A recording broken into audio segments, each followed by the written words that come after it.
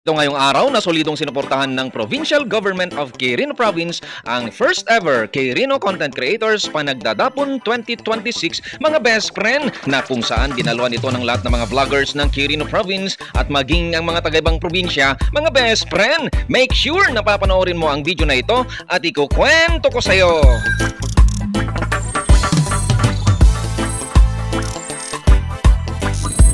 Pagkatapos nga nating maligo mga best friend, syempre, nagbihis na tayo. At eto na nga ang magiging outfit natin sa araw na to mga best friend. At eto nga ang ating gagamiting motor mga best friend, ang ating pangmalakasang KRY 200. Pagkatapos nga nating painitin ang ating motor, ay eto na nga mga best friend, patungo na nga tayo sa venue. Salamat pala sa pamunuan ng Quirino Province, sa pangunguna po ng aming mahal na Governor at Congresswoman, Sir Dakila Carlo Cua at Madam Midi Cua, maging ang kabuuan ng Tourism Quirino at ng Philippine Information Agency ng Quirino Province dahil suportado po nila ang first ever Quirino Content Creators Panagdadapon 2026. At hindi nga kalayuan mga best friend, eto na nga, nandito na tayo sa venue. Dito lang yan sa Q-Life Building, 4th floor sa kanilang function hall mga best friend. Hi bro, kumusta?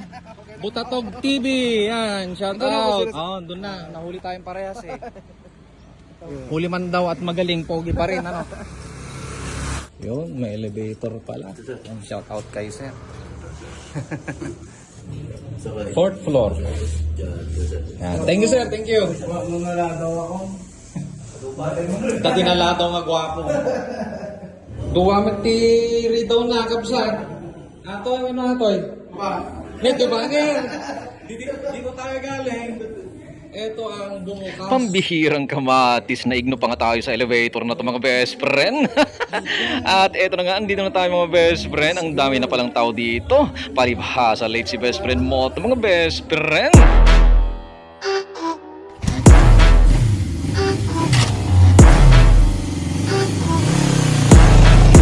Siyempre, bitinin ko muna kayo sa simpleng montage mga best friend. At eto na nga't nahanap na natin ang ating ID mga best friend. Hi, Beshi. Good morning.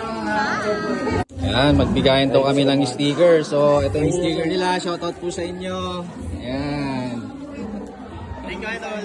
Thank you rin, thank you. Salamat. At ilang sandali nga lang mga best friend ay dumating na po ang aming guest is speaker, our beloved Sir Juni J. Cua Jr. together with his wife, Madam Portia Cua. Napakasulido nga talaga ang suporta nila sa first ever Quirino Content Creators Panagdadapon 2026 mga best friend. And syempre, hindi mawawalang suporta ng provincial government po ng Quirino sa panguna po ni our very own Sir Vincent Balayay, kasama po ang Tourism Quirino sa presensya po ni Sir Joren Hell. At ilang sandali nga lang mga best friend ay nagsalita na po ang ating pong guest speaker, our beloved Sir Juni J. Cua Jr. na talaga namang nakaka-encourage ang iniwan niyang mensahe sa amin mga best friend. And syempre, hindi mo walang pag-award ng certificate at simpleng token sa ating guest speaker. Syempre, kasama tayo dyan sa awarding mga best friend. Syempre, hindi mo mawawala ang picture-picture mga best friend. And of course, nandito din po ang full support ng manager po ng Philippine Information Agency, Quirino Province, Ma'am Telma Bicarme. Maging ang suporta po ng Tourism Quirino sa presensya po ni Madam Jean Vibe ay kasama din natin mga best friend. Madam Oset, oh, ang ganda ng smile, oh. Kasi nasa gilid, oh. Ayun sila, oh. And syempre, tuloy ulit ang programa mga best friend. At isa nga sa mga speaker natin ay si Nardong Biahero. At pagkatapos nga niya mga best friend ay kumain muna kami syempre.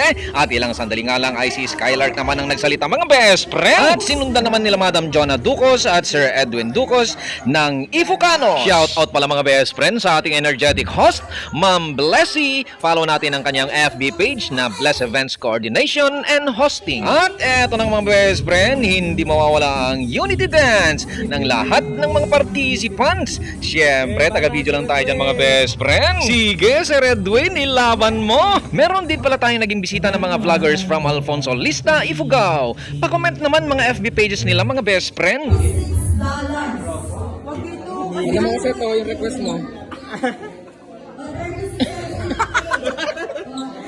Ayoko po, pasensya. Busog po kasi ako. Ayoko po. Hi, Ma'am Olive. Hi po. It's good you're here. Yes. Kahit na late ako, at least andito, nakahabol ako. Yes, ayan. Masaya ang buhay.